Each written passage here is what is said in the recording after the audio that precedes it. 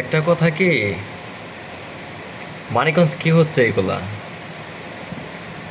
খুন খারাপি, ধর্ষণ, মারামারি, অন্যের উপর জুলুম করা। মানিকগঞ্জ, আমাদের মানিকগঞ্জের যে বেশি দেখতেছি।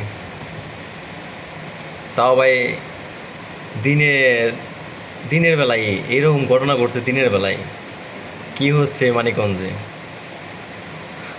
এর থেকে কি আমরা বের হতে পারবো না? নাকি এই খুন খারাপি, দর্শনী এর মধ্যেই থাকবো আমরা? আমরা তো সবাই ইচ্ছা করলে সবাই এর প্রতিবাদ ভালোভাবে করতে পারি।